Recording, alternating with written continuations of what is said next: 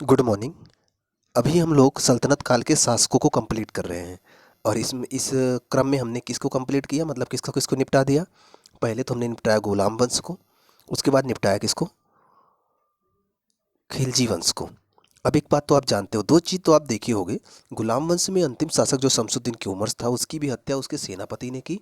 और एक नए वंश खिलजी वंश की नींव डाली किसने, जलालुद्दीन खिलजी ने। और खिलजी वंश का जो अंतिम शासक था नासिरुद्दीन खुसरो शाह, उसकी भी हत्या उसके सेनापति जिसका नाम गाजी मलिक था उसने हत्या की। और गयासुद्दीन पूरा नाम था उसका। और उसने एक नए वंश की नींव डाली, तुगलक वंश। एक बात तो समझ में आता है, सेनापति लोग बड़े खतरनाक होते हैं। अगर राजा जरा सा भी चूक जाए तो वंश खत्म हो जाता है। याद होगा आपको मौर्य वंश, मौर्य वंश का अंतिम शासक बृहद्रथ था, याद है। और उसकी हत्या उसी के सेनापति ने घोड़ा दिखाने अस्तबल में ले गया था, वहीं पर उसकी हत्या कर दी। और एक नए वंश की नींव डाली। याद हो तो आप बताइए कौन से वंश की नींव डाली थी मौर्य वंश के अंतिम शासक की हत्या करके। अब बताइएगा कमेंट बॉक्स में अगर आपको पता हो तो, लेकिन किताब का यूज मत करिएगा। अगर किसी का कमेंट नहीं आया तो इतना मैं मान के चलूँगा कि किसी की वो जानकारी नहीं थी, क्योंकि आपको तुरंत सुनते ही कमेंट करना है, किताब देख के कमेंट नहीं करना है। चलिए, आज तुगलकों को ख़त्म कर देते हैं। तो अभी तक हम लोग दो लोग को ख़त्म किया है। अब थोड़ा सा मैं बता देता हूँ कि हमने जो गुलाम वंश पढ़ा है उसमें आपको दो शासक को केवल मुख्यतः पढ़ना है। अगर आपके पास बुक हो तो आपको दो शासकों को मुख्यतः पढ़ना है, एक तो इल्तुतमिश, दूसरा बलबन। वही मोस्ट इंपॉर्टेंट है, वहाँ ज़्यादा क्वेश्चन आते हैं। और जो हमने खिलजी वंश पढ़ा ना, इसमें भी आपको Alauddin Khilji most most most important है। उसके जो कारनामे थे ना, बड़े खतरनाक थे। तो आप उसके कारनामे ही याद रखना, क्या क्या किया था। अलाउद्दीन खिलजी इंपॉर्टेंट है वो। अब आज हम पढ़ेंगे तुगलक वंश, उसके बाद बताएंगे कि तुगलक वंश में क्या इंपॉर्टेंट है। आज हम कोशिश करेंगे कि पूरा सल्तनत काल ख़त्म कर दें, क्योंकि सैयद वंश में कुछ है नहीं। आगे का लोधी वंश है, वही थोड़ा खतरनाक है। देखिए, वीडियो अगर लंबा नहीं बना तो ख़त्म कर देंगे। और एक बात जानते रहेगा, पूरा अगर इतना आप 4-5 वीडियो में इसको पूरा कवर कर लिए ना, तो सल्तनत काल से जो भी क्वेश्चन आएंगे गड़बड़ नहीं होगा। चलिए फिर शुरू करते हैं। आपकी आज्ञा हो तो शुरू करें फिर तुगलक वंश। चलिए, मुझे लग रहा है आज्ञा है। तो तुगलक वंश की जो शुरुआत करते हैं, पहला शासक था गयासुद्दीन तुगलक। गाजी मलिक के नाम से सेनापति था ये खिलजियों के यहाँ, याद होगा आपको। और अंतिम खिलजी शासक नासिरुद्दीन खुसरो शाह की हत्या किया, एक नए वंश की नींव डाल दी। और एक एक चीज़ अभी तक आपने नोटिस किया कि जो भी वंश शुरू हुआ, उसका जो पहला शासक हुआ उसने ज़्यादा समय तक शासन नहीं किया। याद हो तो आप देखिए, गुलाम वंश की स्थापना कुतुबुद्दीन ऐबक ने किया, 4 साल शासन किया, मर गया। उसके बाद खिलजी वंश की स्थापना जिसने किया, वो भी 4-6 साल ही शासन किया था। आप थोड़ा सा देख लीजिएगा। और ये देखिए, तुगलक वंश में गयासुद्दीन तुगलक आता है, ये देखिए 5 साल, 1320 से 1325। पहला शासक ज़्यादा दिन शासन नहीं करता है। इससे क्या इतिहास हमें क्या सिखा रहा है, इतिहास में बहुत कुछ सिखाता है। यहाँ से देखिए इतिहास क्या सिखाता है। सिखाता ये है कि जिसने मेहनत करके कुछ बनाया है, जो मेहनत करके कुछ बनाता है, असल बात ये है कि ज़िंदगी उसकी उसी मेहनत में मिट जाती, मतलब बीत जाती है। वो उसका उपभोग ज़्यादा नहीं कर पाता। जानते हो आप, अगर आप आज मेहनत करके कहीं जॉब अपना कर लेते हो और अपना परिवार एक अच्छा माहौल दे पाते हो और एक अच्छी नींव अपने घर की डाल सक पाते हो, तो जानते हो आपके बच्चे को ज़्यादा मेहनत नहीं करनी पड़ी। क्योंकि जितनी मेहनत आज आप कर रहे हो अपने को स्थापित करने के लिए और अपने परिवार को एक अच्छे लेवल पे लाने के लिए, वो आपके बच्चे को नहीं करनी पड़ी। क्योंकि आप जब जॉब में आ जाओगे ना, तो वो अपने परिवार को अच्छे लेवल पे ला लोगे। बस अब बच्चे को केवल पढ़ के कुछ हासिल करना रह जाएगा। अभी आपके साथ क्या होता है, पैसे की तंगी रहती है, आने जाने की प्रॉब्लम रहती है, अच्छी कोचिंग की तंगी रहती है, अच्छी तो कोचिंग नहीं ले पाते, बुक लेना हो तो 10 बार सोचना पड़ता है, बहुत सारी मुश्किलें हैं।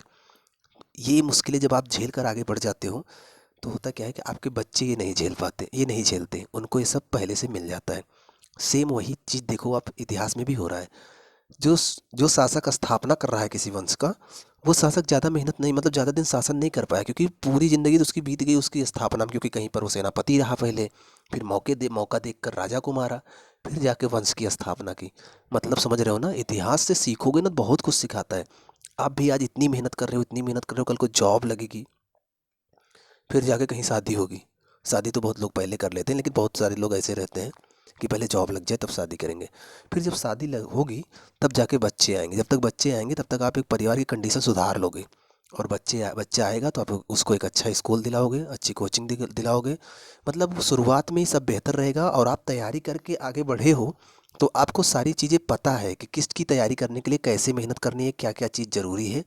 इसीलिए कहा जाता है कि आप भी मेहनत कर लो अच्छे से, क्योंकि आप अपने बच्चे को बता पाओ कि किसकी तैयारी के लिए क्या मेहनत करना होता है, तो इसका फ़ायदा बच्चों को मिल जाता है। अगर आप मेहनत नहीं करोगे ना, ऐसे घूमते रह जाओगे ना, आने वाली पीढ़ियों को समझा नहीं पाओगे। तो आप जैसे स्ट्रगल कर रहे हो, ऐसे आपका बच्चा भी ज़िंदगी भर स्ट्रगल करेगा, उसको कोई समझाने वाला नहीं मिलेगा। इसीलिए अपने लिए ना तो सही, अपने बच्चों के लिए तो पढ़ लो, मेहनत कर लो, और समझ लो कि किसकी तैयारी के लिए कितनी मेहनत करनी चाहिए, क्या क्या चाहिए। मान लो आपको सफलता ना भी मिले, एक प्रकार से मान लो छोटी सफलता में लेकर ही छोड़ना, बड़ी सफलता मान लो आपको आईएएस बनना है, ना मान लो कि तैयारी आपने भरपूर किया ना भी बन पाए, फिर भी इतना तो आपको तैयारी में पता तो चल जाएगा ना, कैसे कैसे पढ़ना है, क्या क्या पढ़ना है, क्या करना होता है। अपने आने वाली पीढ़ियों को समझा तो सकते हो, उनको तो निखार सकते हो। चलिए समझ गए होगे। इतिहास बहुत कुछ सिखाता है अगर आप सीखना चाहो। चलिए गयासुद्दीन तुगलक से शुरू करते हैं। कितने दिन शासन किया? लगभग 5 साल। गयासुद्दीन तुगलक क्या किया था?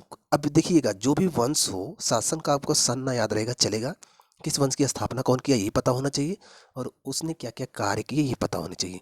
तो गयासुद्दीन तुगलक की अगर बात करें तो इसने तुगलक वंश की स्थापना की, और इसने दिल्ली में नहरें बनवाई। ध्यान दीजिएगा, इसने दिल्ली में नहरें बनवाई। और क्या किया इसने? और इस विस्तार किया इसने, इनको और विस्तार भी किया।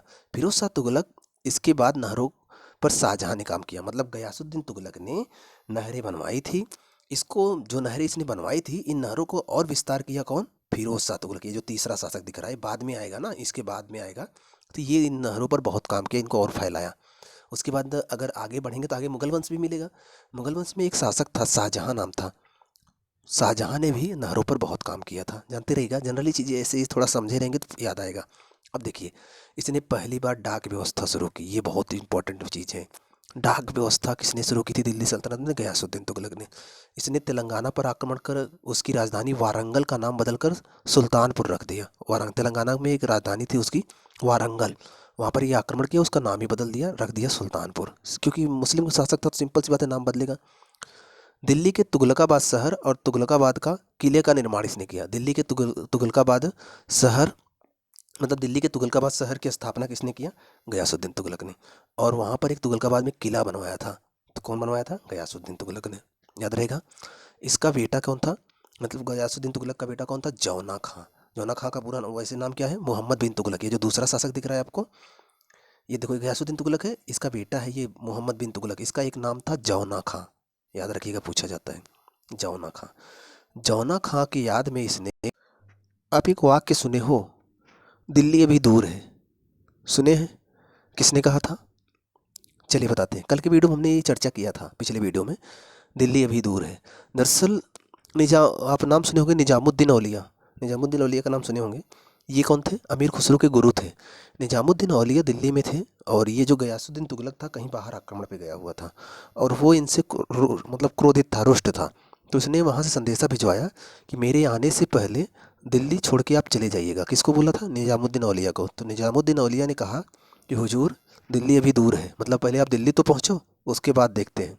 तो ये दिल्ली दिल्ली अभी दूर है किसने कहा था? निजामुद्दीन औलिया ने कहा था। किसके लिए कहा था? गयासुद्दीन तुगलक के लिए कहा था। जानते रहिएगा।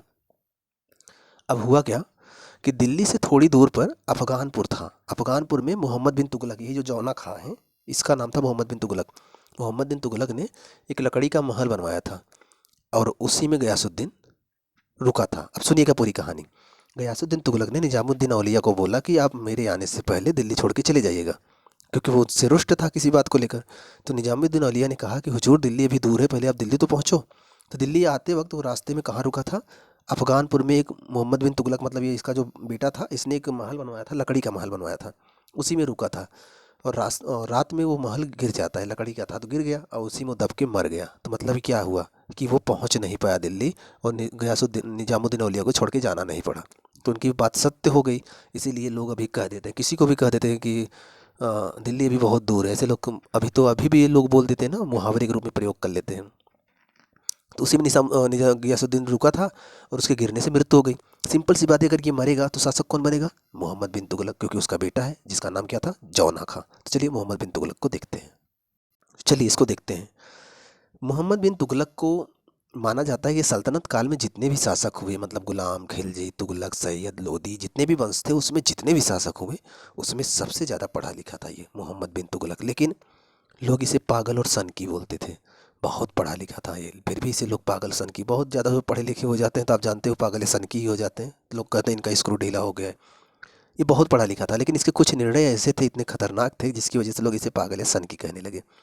अब सुनिएगा, यह ऐसा शासक था कि हिंदुओं के त्यौहार में भी सम्मिलित होता था, और इसने 1326-27 में, 1325 में शासक ही बनता है क्योंकि 1325 में इसका बाप मर जाता है। तो 1326-27 में राजधानी को दिल्ली से महाराष्ट्र देवगिरी में स्थानांतरित कर दिया। अभी सुनिएगा, पहले राजधानी कहाँ रहती थी? लाहौर रहती थी। लाहौर से दिल्ली कौन लाया? इल्तुतमिश लाया, याद होगा आपको। तो अभी राजधानी दिल्ली रहती थी सबकी, तो इसने राजधानी कहाँ स्थानांतरित किया? देवगिरी से स्थानांतरित कर दिया, देवगिरी में स्थानांतरित कर दिया। देवगिरी कहाँ है? महाराष्ट्र। सोचिए दिल्ली से महाराष्ट्र कितनी दूर है। महाराष्ट्र स्थानांतरित कर दिया तो क्या हुआ कि जितने सेना थे, जितनी भी चीज़ें थी, सबको देवगिरी पहुंचाना था। अब इतनी आसानी थोड़ी विंध्याचल पर्वत पार करके जाना है, दिल्ली से अरावली पार करो और विंध्याचल पार करो तब जाके आप महाराष्ट्र पहुंचोगे। इतना आसान तो है नहीं, आज की तरह प्लेन तो चलता नहीं था उस टाइम। जनता बहुत परेशान हुई इसके चक्कर में। अब इसने राजधानी बदल दी तो लोगों को जाना तो पड़ेगा ही, क्योंकि राजा था भाई, राजा से कौन बहस करता? राजा को लोग सलाह ही दे सकते हैं ना, ज़बरदस्ती तो नहीं कर सकते। याद होगा आपको, एक शासक था नंगे घूमता था, तो उसको सलाह ही दे सकते हैं ना, भाई कपड़ा पहन लो। ज़बरदस्ती कोई कपड़ा तो उनको नहीं पहना सकता ना। सेम चीज़ यहाँ भी थी। इसने राजधानी देवगिरी बना दी है महाराष्ट्र में, और देवगिरी का ही नाम आज दौलताबाद है, ध्यान दीजिएगा। और देवगिरी जब किया तो वहाँ पर जब महाराष्ट्र गया तो महाराष्ट्र में भीषण अकाल पड़ने लगा। वहाँ से कुछ दिन बाद इसे समझ में आया कि हम तो फालतू में राजधानी बदल दिए, वापस राजधानी दिल्ली लेकर कर दिया। कुछ समय पश्चात इसने क्या किया? राजधानी दौलताबाद से फिर से दिल्ली कर दिया। सोचिए, एक बार कोई आपसे बोले कि चलिए दिल्ली से दौलताबाद चलते हैं, राजधानी वहीं रहेगी, आप लोग वहीं रहिए। राजा ने कहा, आप राजा की बात माने चले आए। आपको 2-3 महीना लगा पहुंचने में, पहुंचे, स्टेब्लिश हुए, 1-2 महीना रहे, फिर राजा को लगा कि नहीं यहाँ सही नहीं है, वापस दिल्ली चलते हैं। फिर दिल्ली चल दिए। तो फिर 3 महीना आप पैदल चल के जाओगे तो गुस्सा नहीं लगेगा? लोग बहुत गुस्साते थे, लेकिन राजा था भाई, क्या कर सकते थे, जो भी कहता था करना पड़ता था। तो यहाँ से इसे पागल या सन की कहना शुरू कर दिए। तो ये इसका ये पहला मामला फेल हो गया। दूसरा क्या हुआ? गंगा यमुना के दोआब के क्षेत्र में, दिल्ली में है तो दिल्ली से यमुना नदी गई है, जानते हो, और बगल में, क्योंकि दिल्ली यूपी के बॉर्डर पे है, दिल्ली से यमुना नदी गई है और बगल में गंगा नदी यूपी में बहती है, आप जानते हो। तो गंगा और यमुना का जो क्षेत्र होता है, मैं आपको समझा देता हूँ।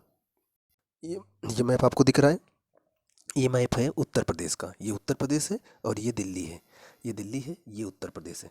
उत्तर प्रदेश में देखो, यमुना नदी ऐसे आई हुई है, ऐसे आई हुई है, ऐसे गई हुई है, और गंगा नदी ऐसे आई हुई, ऐसे गई हुई है। तो यमुना नदी आके इलाहाबाद में इससे मिल जाती है इसे। तो इन दोनों के जो ये बीच का क्षेत्र है ना, इसे दोआब क्षेत्र बोलते हैं। तो गंगा यमुना का जो दोआब क्षेत्र है बड़ा उपजाऊ है, क्योंकि यहाँ पर जलोढ़ मिट्टियाँ आती हैं, तो बहुत उपजाऊ है। तो इसने क्या किया कि गंगा यमुना के दोआब के क्षेत्र में टैक्स बढ़ा दिया। भाई वहाँ पर उपजाऊ मिट्टी ज़्यादा है, वहाँ पर फसल ज़्यादा होती है, अच्छी होती है, वहाँ पर टैक्स बढ़ा दिया। क्या हुआ कि यहाँ पर अकाल पड़ गया। जैसे इसने टैक्स बढ़ाया, अकाल पड़ गया, जनता खाने के लिए मरने लगी। तो इसका टैक्स बढ़ाना भी यहाँ पर नुकसानदेह हो गया, जनता इसके खिलाफ हो गई, विद्रोह होने लगा। तो कुछ समय बाद इसने टैक्स बंद कर दिया। अब देखिए, इसकी ये भी नीति फेल हो गई। पहली नीति क्या फेल हुई? दिल्ली राजधानी बदला, वो भी फेल हुआ। दूसरी नीति क्या हुई कि दोआब में टैक्स बढ़ाया, वो भी फेल हो गया। तीसरा इसने क्या किया? इसने सांकेतिक मुद्रा चलाया। सांकेतिक मुद्रा जानते क्या होता है? ऐसी मुद्रा जिसकी वैल्यू उतनी नहीं होती जितनी कि वो संकेत करती। जैसे आपके पास 500 की नोट है, क्या ये बताइए 500 की नोट बनाने में 500 रुपये खर्च हुआ होगा? आपके पास 1000 की नोट हो, क्या 1000 की नोट बनाने में 1000 रुपया खर्च हुआ होगा? नहीं। लेकिन वो संकेत कर रही, मैं 500 हूँ, तो वो 500 की वैल्यू लेकर रहेगी। बात समझ में आ रहा है? सांकेतिक मुद्रा, जिसकी वास्तविक वैल्यू उतनी नहीं होती लेकिन संकेत उतने जितने करेगी उतने वो बिकेगी, तो उसे बोलते हैं सांकेतिक मुद्रा। इसका मतलब आज जो हम मुद्रा यूज करते हैं वो सांकेतिक मुद्रा है। बात क्लियर है? लेकिन पहले क्या होता था? सांकेतिक मुद्रा नहीं चलती थी। पहले तांबे की मुद्राएं चलती थी। तांबे का जो दाम होता था उसके हिसाब से बिकती थी, जितना वजन होगा तांबे का। सोने की मुद्राएं होंगी, जितना वजन होगा उसके हिसाब से बिकती थी। तो इसने क्या किया?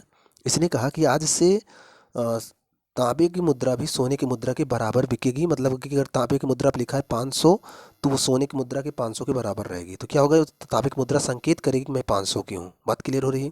तो इसने क्या किया कि तांबे की मुद्रा को भी सोने की मुद्रा में संकेत में बदल दिया। तो अब क्या हुआ कि लोगों के घर में जो तांबा था, घर में से तांबा निकाल निकाल के मुद्रा बनाने लगे। मुद्रा बना बना के ये क्या करे, सरकारी खजाने में जमा करके वहाँ से सोना उठा लाए। इसका धीरे धीरे राजकोष ही खाली हो गया। तो सांकेतिक मुद्रा चलाने से इसको ही नुकसान हो गया, क्योंकि पूरा तांबा जो समाज में था, जनता में था, इसके राजकोष में चला गया, और जो राजकोष में सोना था पूरे समाज में आ गया। इसको फिर से नुकसान हो गया। इसका मतलब क्या हुआ कि ये भी एक बार फिर से फेल हो गया। मतलब कि 3 बार इसने काम किया, तीनों बड़े खराब तरीके से बुरी तरह से फेल हो गए, इसलिए लोग इसे पागल या सनकी बोलते थे, कुछ भी करने लगता है। लेकिन एक बात जानते रहेगा, इसने पंजाब के 1337 में इसने पंजाब के नगरकोट को जीता था। पंजाब में एक नगरकोट था, वहाँ पर इसने आक्रमण किया, जीत लिया। और जानते हैं पूरे सल्तनत काल में सबसे बड़ा साम्राज्य मोहम्मद बिन तुगलक का ही था। भले लोग पागल सन की बोलते थे, लेकिन सबसे बड़ा साम्राज्य इसी का था। इसी के समय में मोरक्को निवासी इब्न बतूता, आप जानते हो कि इब्न बतूता इसी के समय में भारत आया था। और उसकी एक पुस्तक है, किसकी, इब्न बतूता की, उसका नाम है रेहला, जिसे सफ़रनामा कहते हैं। वो उसकी आत्मकथा है। रेहला पूछा जाता है किसकी पुस्तक है, इब्न बतूता की। इब्न बतूता किसके समय में भारत आया, मोहम्मद बिन तुगलक, याद रहेगा। इसके ही दरबार में इतिहासकार बर्नी रहते थे, बर्नी। और उनकी एक पुस्तक है तारीख है फिरोज शाही। और इसके ही दरबार में इतिहासकार इसामी रहते थे, और उनकी पुस्तक थी फुतूह उस सात सलातीन। ये पुस्तकें नाम याद रखिएगा, बर्नी की और इसामी की, पूछा जाता है। और इसी के समय में, मतलब मोहम्मद बिन तुगलक के ही समय में 1336 ईस्वी में, 1336 ईस्वी में क्या हुआ था, याद है आपको। हरिहर और बुक्का नामक आदमियों ने विजयनगर साम्राज्य की स्थापना की थी, याद होगा आपको, जो कि कहाँ था, कर्नाटक में। कर्नाटक के कहाँ, हम्पी में, याद है आपको। और इसी के समय में, क्योंकि ये 1325 से 1351 तक शासन किया था, तो इसी के समय में 1347 ईस्वी की बात है, अलाउद्दीन हसन बहमन शाह का नाम सुने हो आप, अलाउद्दीन हसन बहमन शाह, जिसे हसन गंगू के नाम से जाना जाता है। इसने बहमनी साम्राज्य की स्थापना की। सोचो, इसके समय में बड़े बड़े वंश स्थापित हो रहे थे, और पूरे सल्तनत काल में सबसे बड़ा वंश इसी का था। फिर भी इसके समय में दो वंश स्थापित हुए, एक हरिहर बुक्का ने किया था विजयनगर साम्राज्य की, और एक अलाउद्दीन हसन बहमन शाह ने, हसन गंगू ने बहमनी साम्राज्य की स्थापना की। वो भी दक्षिण में ही स्थापित किया था, याद रहेगा ना। और दूसरी बात, मोहम्मद बिन तुगलक को रक्त पिपासु कहा जाता था। मोहम्मद बिन तुगलक को पागल या फिर विरोधी तत्वों का मिश्रण भी कहा जाता था। कई नाम उसके थे, जानते रहेगा। इसे उलूक खां भी कहा जाता था। उलूक खां कुछ लोगों को और कहा जाता था, जैसे बलबन को भी कहा जाता था, अलमास बेग को कहा जाता था, और मोहम्मद बिन तुगलक को भी कहा जाता था। इसके बाद इसका चचेरा भाई शासक बनता है। और एक बात जानते रहेगा, इसने कृषि विभाग बनवाया था, उसका नाम था दीवान ए अमीर कोही। किसी कृषि विभाग था, खेती से संबंधित बातें वहाँ पर होती थी, और उनसे खेती को बढ़ावा देने के काम होते थे। मोहम्मद बिन तुगलक पाकिस्तान के सिंध प्रांत में एक दलदल में फंस गया था। पाकिस्तान के सिंध प्रांत में आक्रमण करने गया था, वहाँ एक दलदल में फंस गया, और वहीं पर दलदल में डूब के मर गया। इसके मरने पर विद्वानों ने क्या कहा था, याद है आपको। इसके मरने पर विद्वानों ने कहा कि प्रजा को सुल्तान से, सुल्तान को प्रजा से मुक्ति मिल गई। प्रजा को सुल्तान से इतना परेशान किया था प्रजा को, सिंपल सी बातें बोलेंगे ही। तो विद्वानों ने कहा था, ये क्वेश्चन, ये कोटेशन पूछा जाता है कि कोटेशन किसके लिए कहा गया है, तो ये कहा गया है मोहम्मद बिन तुगलक के लिए। प्रजा को सुल्तान से, सुल्तान को प्रजा से मुक्ति मिल गई। दो तीन चीज़ें याद रखिएगा। सल्तनत काल का सबसे पढ़ा लिखा शासक था, और पूरे सल्तनत काल में सबसे बड़ा साम्राज्य इसी का था, याद रहेगा। एक शासक और इसी वंश का देखते हैं उसको। अब सुनिएगा, फिरोज शाह तुगलक की बात आती है। 1351 से 88 तक इसने शासन किया, बड़े स्तर पर इसने शासन किया। किसके बाद बनता है, ये बनता है मोहम्मद बिन तुगलक के बाद ये राजा बनता है, याद होगा आपको। सबसे पहले गयासुद्दीन तुगलक, उसके बाद मोहम्मद बिन तुगलक, अब बनता है फिरोज शाह तुगलक। इसने कुछ नए तरीके से काम किया। इसने क्या किया, 5 शहर बसाए, ध्यान दीजिएगा, मोस्ट इंपॉर्टेंट है। इसने 5 शहर बसाए। नाम क्या था, फतेहाबाद, फिरोजाबाद, सुने हो फिरोजाबाद, उत्तर प्रदेश में है ना। किसके लिए मशहूर है, बताइएगा कमेंट बॉक्स में। फिरोजाबाद में क्या मशहूर है, फिरोजपुर, जौनपुर, हिसार, याद होगा आपको। जौनपुर, जौनपुर तो आप जानते ही होंगे। और इसमें जो जौनपुर की स्थापना की थी, ये अपने भाई जौना खां की याद में, मोहम्मद बिन तुगलक की याद में जौनपुर की स्थापना किसने की थी, फिरोज शाह तुगलक ने। याद रखना, मोस्ट इंपॉर्टेंट है। इसने फिरोज शाह कोटला का निर्माण करवाया, याद होगा, फिरोज शाह कोटला स्टेडियम। इसने PWD, पब्लिक वर्क डिपार्टमेंट, लोक निर्माण विभाग की स्थापना कराई, जो कि सड़कें बनवाते थे, नगर निगम वाला जितना काम था ये PWD के अंतर्गत आता है, जानते हो ना। इसने ही शुरुआत की थी इसका। इसने अनुवाद विभाग की स्थापना की। अनुवाद विभाग समझते हो कि विभिन्न ग्रंथों का अनुवाद किया जाएगा फारसी में। ख्वाजा अजाउद्दीन ने दयाले फिरोज शाह नामक पुस्तक लिखा था, जो कि नक्षत्र दर्शन से संबंधित था। फिरोज शाह ने अपनी आत्मकथा लिखी थी, उसका नाम था फुतुहात ए फिरोज शाही, याद रखिएगा, फुतुहात ए फिरोज शाही। पूरे सल्तनत काल में अकेला ऐसा शासक था जिसने अपनी आत्मकथा लिखी है, ध्यान दीजिएगा। पूरे सल्तनत काल में अगर कोई किसी ने अपनी आत्मकथा लिखी तो वो फिरोज शाह तुगलक ने लिखी थी, याद रहेगा। इसने रोजगार दफ्तर की स्थापना की। इसने दीवाने खैरात के तहत दान किया करता, दीवाने खैरात के तहत यह दान किया करता था। इसने पहली बार ब्राह्मणों से जजिया कर लिया। पहली बार किसी ने ब्राह्मणों से जजिया कर लिया है, ध्यान दीजिएगा। अभी तक किसी ने ब्राह्मणों से जजिया कर नहीं लिया था। इसने हक ए सर्व नामक कर जो कि सिंचाई कर था वसूला, जो कि 1/10 होता था, सिंचाई कर वसूलता था। इसने कई नहरों का निर्माण कराया, जैसे कि यमुना से हिसार तक, यमुना से फिरोजाबाद तक, सतलज से घग्गर तक, घग्गर से फिरोजाबाद, सिरमौर से हांसी, ऐसे बहुत सारे नहरों का इसने निर्माण कराया।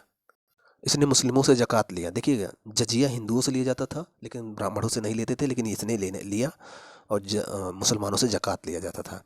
इसने खराज लिया जो कि मुख्य कर था। इसने खुम्स कर लिया। खुम्स कर क्या था? लूट का मतलब अगर कोई कहीं पर लूटता था, कहीं पर जाके किसी को खजाने को लूट लिया तो उसका 1/5 हिस्सा ये लेता था, जिसे बोलते थे खुम्स कर। इसने घूस व्यवस्था को प्रोत्साहन दिया सैनिक भर्ती में। घूस व्यवस्था समझते हो ना? इसके ही सेनापति कहीं पर सेना भर्ती कर रहे होते हैं तो ये जाकर उनसे बोलता था कि मतलब चुपके से उनको बोलता था कि भाई अगर आपकी भर्ती नहीं हो पा रही तो मुझे कुछ पैसे दो, मैं भर्ती करवा देता हूँ। मतलब घूस व्यवस्था को प्रोत्साहन दिया। इसने दीवान बंदगान विभाग की स्थापना की, जहाँ लगभग 1,80,000 गुलाम रखे जाते थे। दीवान बंदगान में बंदी रखे जाते थे, ऐसे याद रखिए, बंदी मतलब गुलाम रखे जाते थे। इसने ससगनी अद्धा विख नामक सिक्का जारी किया था। सिंध प्रांत के दलदल में फिरोज शाह तुगलक की भी मृत्यु हुई। सोचिए, जहाँ पर इसका भाई मरा था वहीं ये भी जाकर ये भी मर गया। तो एक बात जानते रहेगा, ये क्वेश्चन मोस्ट इंपॉर्टेंट है जो बार बार पूछा जाता है। पूछा यह जाता है कि सल्तनत काल का अकबर किसे कहा जाता है? तो फिरोज शाह तुगलक को। इतिहासकार हेनरी इलियट ने इसे सल्तनत काल का अकबर कहा है। याद रखिएगा, मोस्ट इंपॉर्टेंट फैक्ट है ये। अब सुनिएगा, ये महत्वपूर्ण शासक हुए जो 3 शासक थे, मोस्ट इंपॉर्टेंट थे और यहीं बड़े स्तर पे काम किए। उसके बाद जो छोटे छोटे शासक आए वो काम नहीं किए, उनके समय में साम्राज्य कमज़ोर होता गया, धीरे धीरे वो ख़त्म हो गए। तो केवल आप नाम जानते रहिएगा। अब जो शासक हम 2-3 बता रहे हैं वो बहुत कमज़ोर हैं, उन्होंने कुछ नहीं किया है, इसलिए उनसे क्वेश्चन नहीं आते, लेकिन जानते रहिएगा।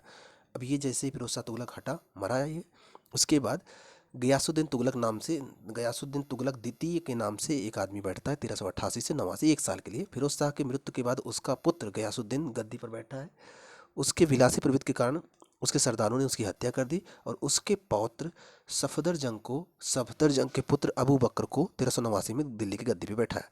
अब अबू बकर जब बैठा तो 89 से 90, 1 साल के लिए। अबू बकर के शासक बनने के बाद शहजादा मोहम्मद ने अपने को सुल्तान घोषित कर लिया। तो उसके बाद फिर लड़ाई हुई और वो भी मारे गए। उसके बाद नासिरुद्दीन मोहम्मद 1390 से 94, 4 साल के लिए आया। वो भी शराब पीने, मदिरा में मस्त था और दिन भर हरम में रहता था। हरम मतलब जहाँ पर ढेर सारी इसकी पत्नियाँ रहती थी, वहाँ मस्त रहता था। तो इसके ये भी कुछ काम नहीं कर पाया क्योंकि ये बाप के पैसे पे मज़े उड़ा रहे थे ये लोग, तो कुछ करेंगे तो नहीं, सिंपल सी बात है। बात 1394 की है। नासिरुद्दीन महमूद ने इसकी हत्या की। किसकी हत्या की? नासिरुद्दीन मोहम्मद की हत्या नासिरुद्दीन महमूद ने की और एक अपने को राजा घोषित किया। लेकिन उसका एक सेनापति था, उसका नाम था खिज्र खां। खिज्र खां ने 1414 में, हालांकि कुछ दिन, ये 94 से 6 साल इधर 14 साल उधर, मतलब कि 20 साल इसने शासन किया था। बहुत बड़े स्तर पर नहीं किया था, धीरे धीरे शासन इसका कमज़ोर होता गया, बड़े बड़े राज्य अपने को स्वतंत्र घोषित कर लिए। तो खिज्र खां इसका सेनापति था। उसने क्या किया? इसकी हत्या की और एक नए वंश की स्थापना की। वंश था सैयद वंश। तो खिज्र खां ने सैयद वंश की स्थापना की थी, याद होगा आपको। अब आगे बढ़ेंगे तो वीडियो काफ़ी लंबा हो जाएगा, इसको यहीं पे रोकते हैं। अगले वीडियो में हम लोग सैयद वंश थोड़ा सा देखेंगे क्योंकि सैयद वंश से क्वेश्चन नहीं आते। लोधी वंश कंप्लीट करेंगे, पूरा सल्तनत काल कंप्लीट हो जाएगा। ये 3-4 वीडियो में हम पूरा 5 वंश कंप्लीट कर रहे हैं। और अगर इसको आप देख लिए हो अच्छे से, 1-2 बार देख लेंगे, मेरा दावा है कि सल्तनत काल से क्वेश्चन आपसे गड़बड़ कभी नहीं होंगे। बस इस पूरी कहानी को दिमाग में बैठा लीजिएगा और जहाँ कहीं भी रहिए मेहनत से पढ़िए। इतनी मेहनत करिए कि अपनी नज़रों में नज़र मिलाकर आप अपने आप को बोल सको कि हाँ, हमने बहुत मेहनत की थी। कल को आप आईने के सामने खड़े होकर अपने ही नज़रों से अपनी नज़र ना मिला पाओ कि हाँ, मैंने तो मेहनत ही नहीं की थी, मैं तो केवल टाइम पास कर रहा था। टाइम पास मत करिएगा, मेहनत करिएगा। जितनी मेहनत करोगे आगे बढ़ने के चांसेस बढ़ते जाएंगे।